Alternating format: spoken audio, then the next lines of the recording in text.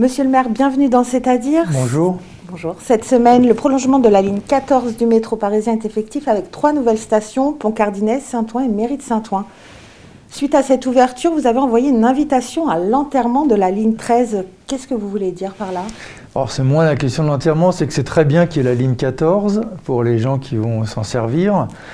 Mais on nous dit que ça va améliorer les conditions de transport de la ligne 13 et c'est faux, puisque au mieux, on nous annonce une diminution de 20% de la ligne 13, mais on est déjà à plus de 140% d'utilisation, donc on restera surchargé.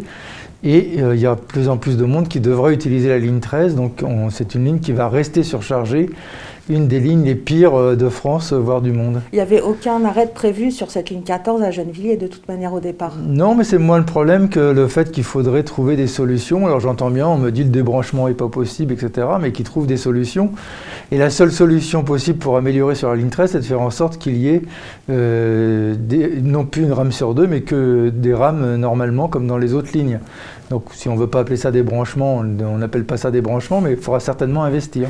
Ça va quand même améliorer un petit peu le service aux usagers quand même, notamment ceux qui prenez la ligne 13, vous verrez si ça l'améliore. Moi je fais le pari, réduire. Je suis prêt à parier un restaurant que aux effectifs maintenant et dans un an, les gens auront toujours transportés comme du bétail, ce qui est scandaleux. Alors, vous étiez pour donc un dédoublement de la ligne 13, vous dites que là, on vous dit que le débranchement ce débranchement n'est pas possible. Est-ce que selon vous, il y aurait d'autres solutions envisageables? Le débranchement est possible techniquement, il coûte cher. Il y en a certainement pour 1 milliard d'euros et sous la gare Saint-Lazare, c'est très occupé, il y aura un petit éloignement. Mais ceci dit, à terme, il faudra bien arriver à le faire parce que ni la ligne 14 ni la ligne 15 ne suffiront à faire face à l'augmentation du nombre d'usagers qui utiliseront les transports en commun. D'autant qu'il est souhaitable qu'il y ait plus d'usagers qui utilisent les transports en commun, avec la zone à faible émission qui s'installe, qui vont empêcher les voitures de circuler. Il faudra bien que les gens puissent voyager, et la ligne 13 est déjà surchargée. Donc vous allez continuer le combat. En fait, cet appel, c'est aussi à continuer le combat. Oui, parce qu'il faudrait, parce que je ne suis pas naïf, je sais qu'il faut des années avant que des études se transforment en réalité. On le voit avec la ligne 14, on le voit avec la ligne 15, il faut plusieurs années pour réaliser ces travaux. Et donc si dès maintenant, il n'y a pas de décision de prise, d'études de fait sérieuses, eh ben, on va traîner une ligne 13 en difficulté pendant 10 ans. Et selon vous, en dehors de la ligne 13, est-ce qu'il n'y aurait pas d'autres perspectives pour améliorer ce transport? Si, il faudrait travailler certainement sur des voies bus, développer le vélo, continuer à développer le vélo, parce que je crois que c'est une perspective, même si en vélo, ça ne contient pas autant qu'une ligne de métro qui permet d'avoir beaucoup de monde.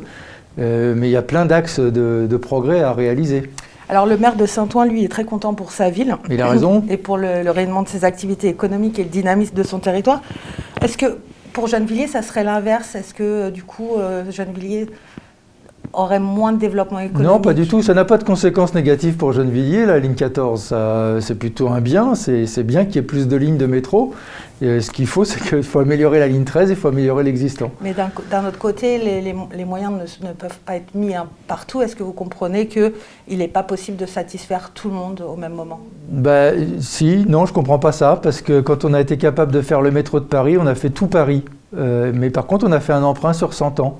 Et donc, il faut choisir d'investir pour l'avenir. Et tant que la région, l'État ne feront pas ces choix d'investir pour l'avenir, eh bien, on fera des petits bouts de chandelle qui feront que la banlieue, et il n'y a pas que Gennevilliers, la question se pose pour des villes comme Stein, comme d'autres villes qui n'ont pas de voie de transport. Il faut qu'on investisse davantage sur les transports collectifs. Autre sujet. Bravo, 2 nouveaux sites ont été labellisés Éco-Jardin, donc le Parc des Cévines et le Jardin Chenard et Walker pour 3 ans. Pour rappel, la coulée verte et le Parc des Sports l'ont obtenu depuis 2013. Et il faut ajouter l'entreprise Villette, qui a un petit parc et en son sein, il y a un outil labellisé. Oui. Alors, quels sont les critères pour obtenir ce label? Les critères, c'est d'abord ne plus utiliser de pesticides, c'est aussi de continuer la formation continue des personnels qui interviennent en son sein. Et puis, il y a d'autres critères, c'est d'ailleurs de vérifier aussi, c'est l'écodiversité, la biodiversité, pardon, des insectes et puis des plantes. Ce sont des éléments et qui se vérifient tous les 3 ans. Alors c'est comme un cadeau d'anniversaire finalement, puisque ça fait 1 an que vous avez pris un arrêté contre le glyphosate. Où est-ce qu'on en est? Eh bien, notre arrêté passe au Conseil d'État mercredi 16 décembre. Et visiblement, le Conseil d'État nous fait passer en premier, nous, avec la mairie d'Arcueil, puisque nous avons fait un recours à la décision du tribunal. Le Conseil d'État, pour l'instant, l'État veut continuer à se battre pour maintenir le glyphosate, la possibilité d'utiliser du glyphosate. Alors que c'était d'ailleurs, je rappelle, une promesse du président Macron en 2017 que de le supprimer. C'est une promesse qu'il ne tient pas comme quelques autres. Il ne tient ses promesses qu'à l'égard des riches, il ne les tient pas en matière d'environnement. Et là, du coup, le tribunal va statuer sur quoi?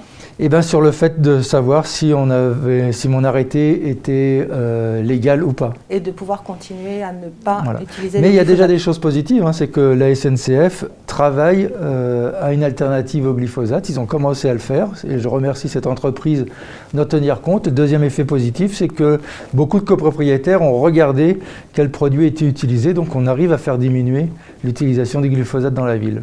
Ça diminue encore, c'est pas encore partout le cas? Non, parce qu'on ne peut pas tout surveiller et puis toutes les entreprises, tant que c'est pas interdit, peuvent l'utiliser.